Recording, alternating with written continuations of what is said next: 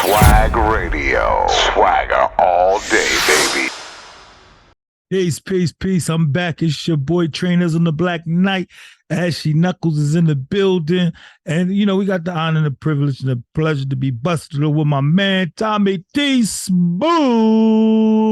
What's good? What's good? What's up, good? soldier? What's up, man? First of all, I want to know whose name is Ashy Knuckles. I'm Ashy Knuckles, man. Yo, listen, man.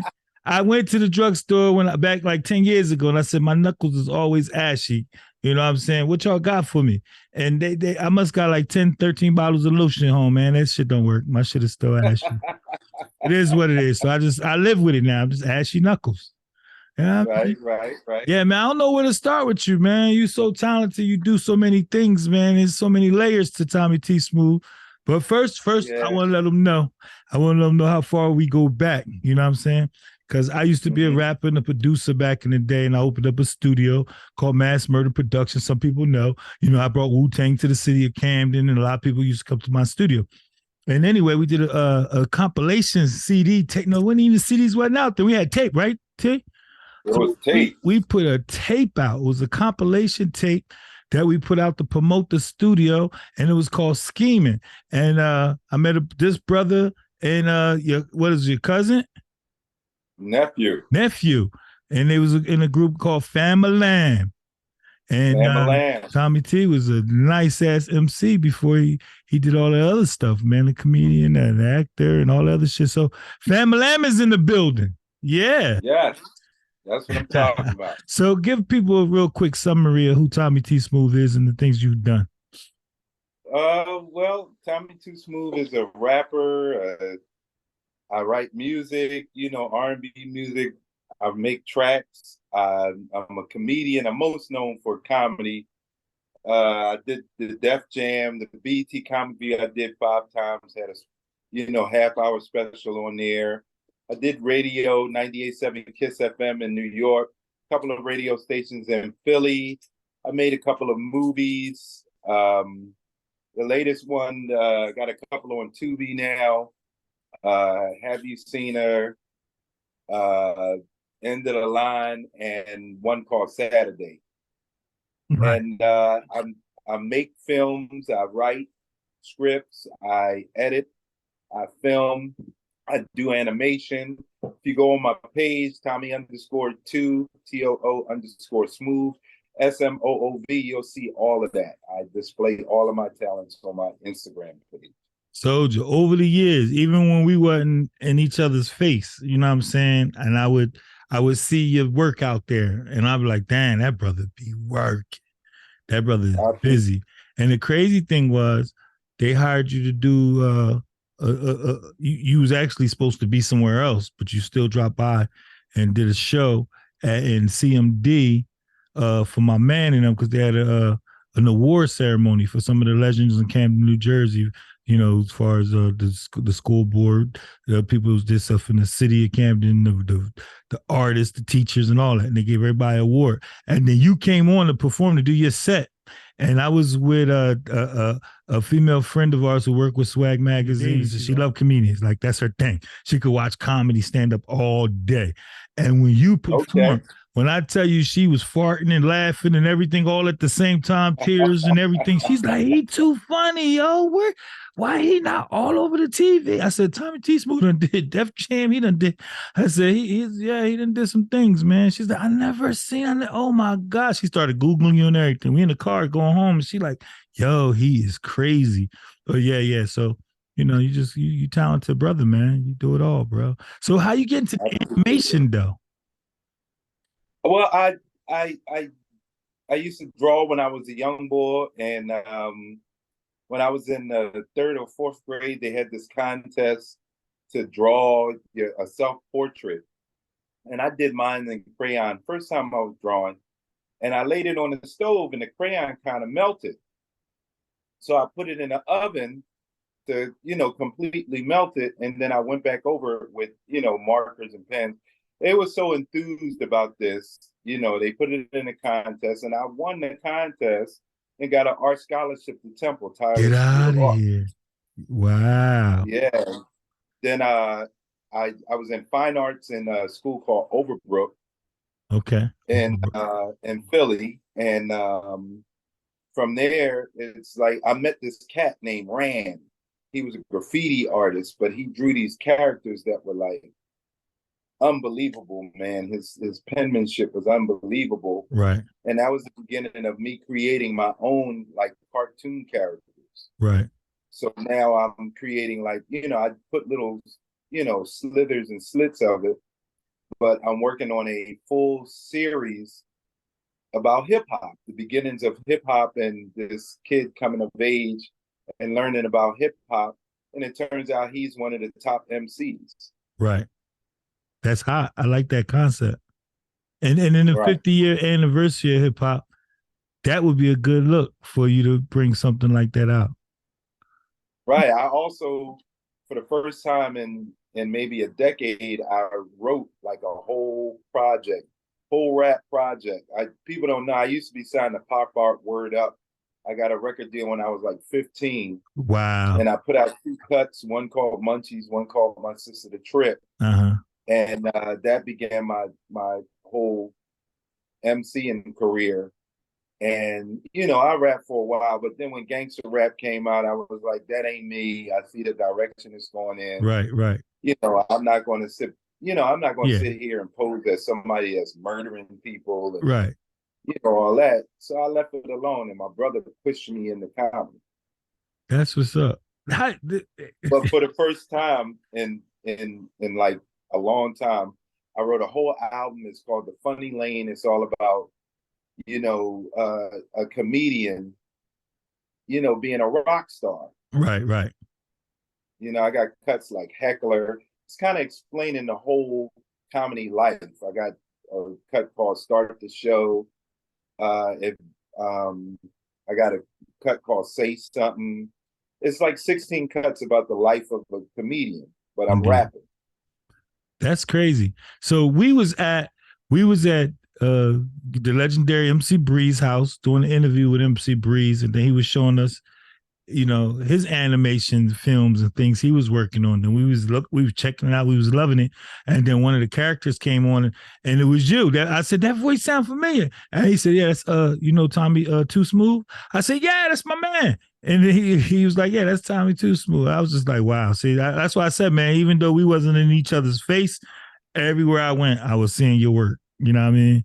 Things you was doing, whether it was comedy, the acting, the writing, and now the animation, bro. So that's a good thing to see. One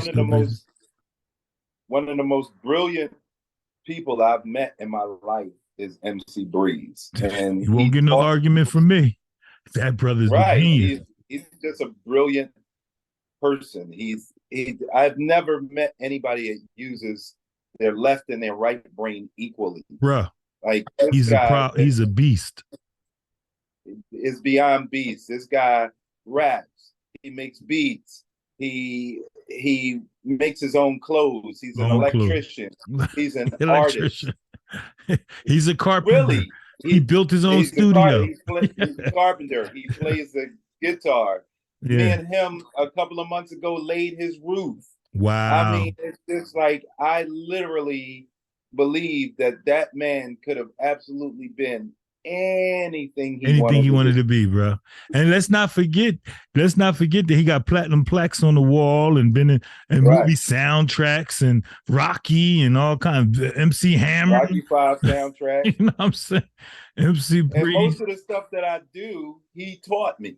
Wow. Well, he taught me how to, he said, if you want to learn how to use a camera, you learn aperture, shutter speed, and ISO. Well, we have a animated character too. He's the CEO of Swag Magazine, Swag Radio, called Swaglosophy. And MC Breeze taught us how to bring him to life. You know what I'm saying? So we know. That's why I said you won't get no argument out of me, man. He taught us a lot in a short time, short time, and was willing to give all of the information and to teach you. He did not hold back. He like, right. You know, but it was He's not that crazy. type of dude. It was crazy because you go up in his lab, man, and he had a studio on each floor, one for anime. I mean, you know, the thing he did for the music studio and the animation, and then here for the clothes, and then the green screen room, and it all built in his house. Brilliant, brother. Yeah, Brilliant, brilliant, brother. Yeah, yeah. man. So you went to the same high school as Will Smith? Yeah, me and Will is we rocked out at the house parties. We grew up 2 blocks from each other. We rapped and we talked about doing projects or whatever. You know what I'm saying? A good guy, very good guy. I Yeah, got to know him as a teenager. We all kind of grew up together. We walked across a bridge together. that's what's up. You also did a show for us in Atlantic City, me and my other partner Kevin, when I was with Function Magazine back in the day. You Yeah. emceed the party for us, and it was like a lot of talented comedians were there. Tina Graham brought like 5 comedians with her that was all on Def Comedy Jam. You was the host, and people still talk about that comedy show, that fashion comedy show to this day, bro. So, I Wow. don't know if you remember that because you do a lot of shit. You do a lot of Right. shit.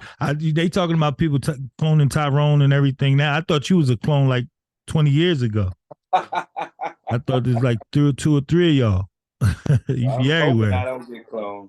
Indeed. And another thing I want people to know about my man Tommy T Smoov is this is Dapper Dan's nephew or something. This brother dress.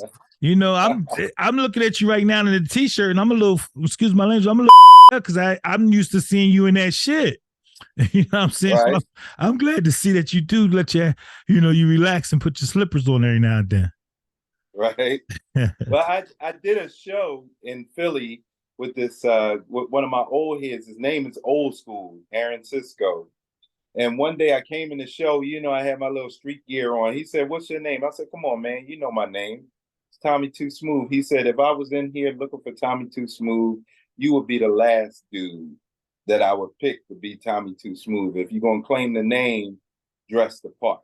Right. And from that day on, it was on. Start putting that ish on. Right. Yeah.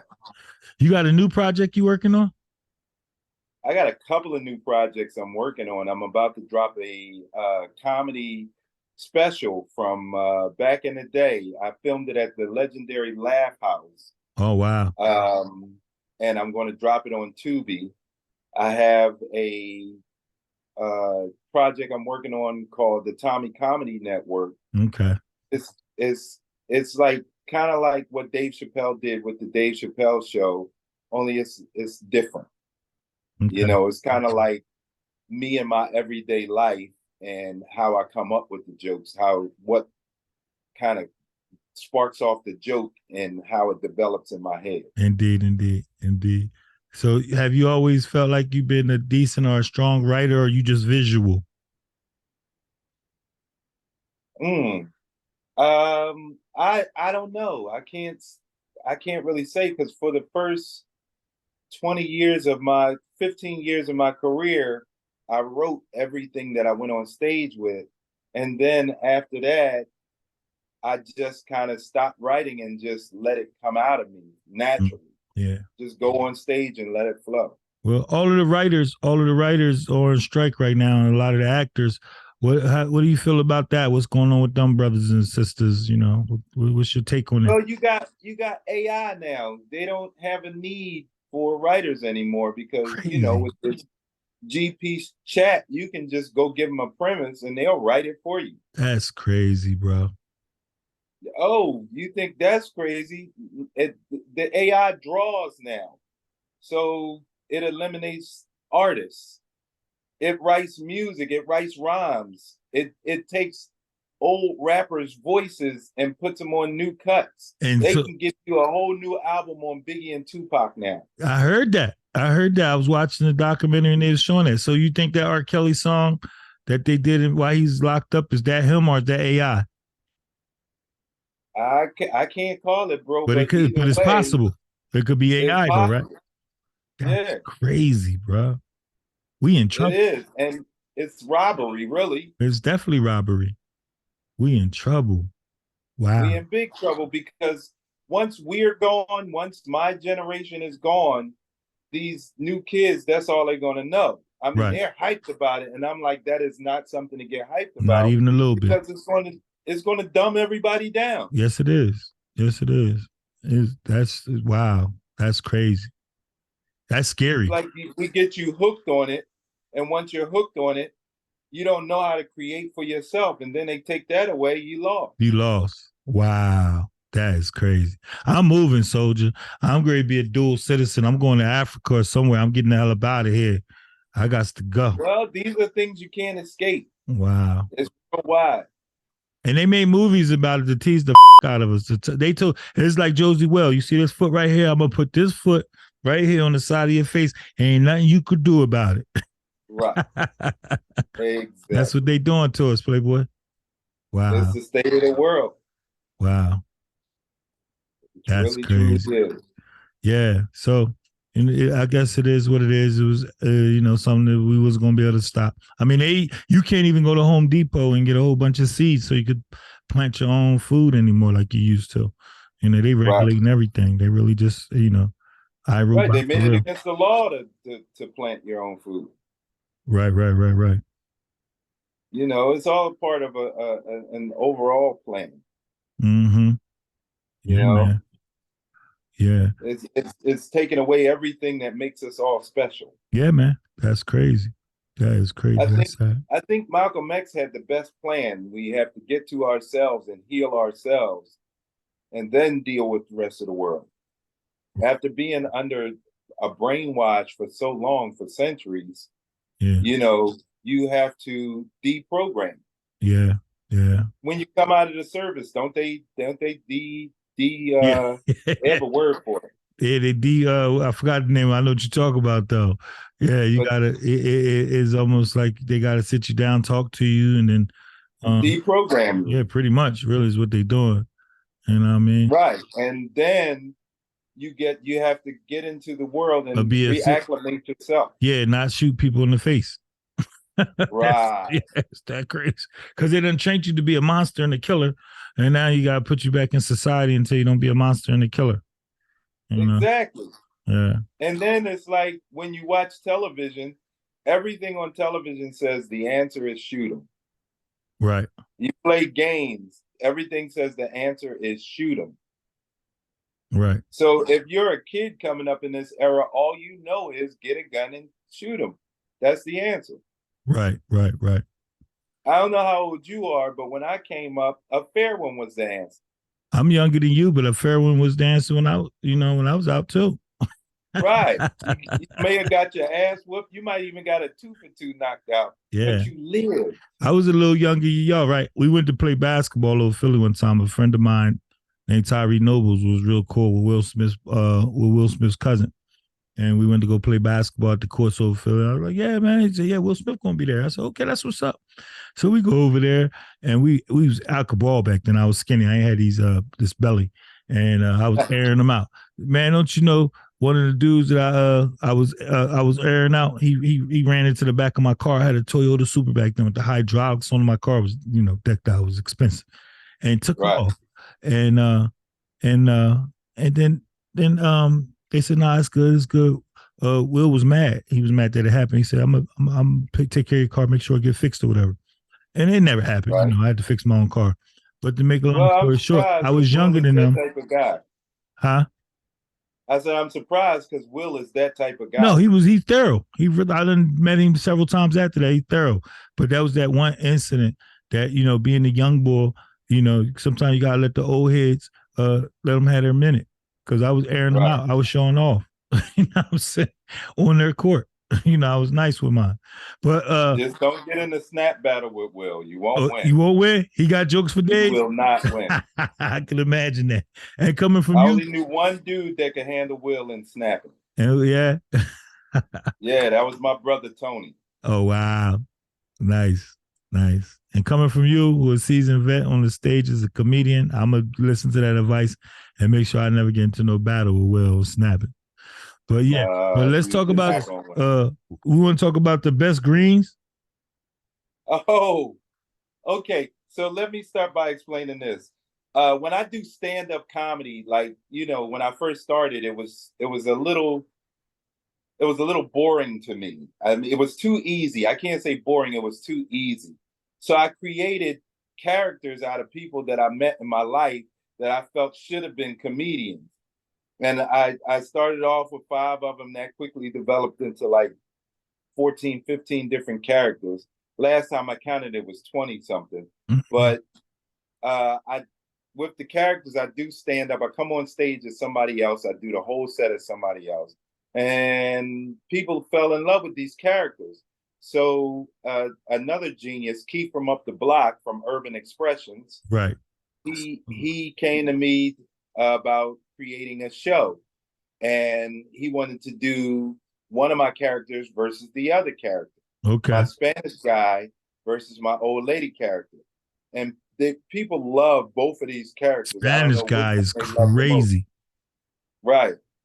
And the old lady got so popular at one time because I did it on BET Comic View, and it was between 95 and 2000. It was the most played act on Comic View. Get out of here!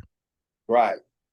So I had to kill this character because nobody wanted to see anything else I did. Right. But then I had to talk with another genius in my field, talent.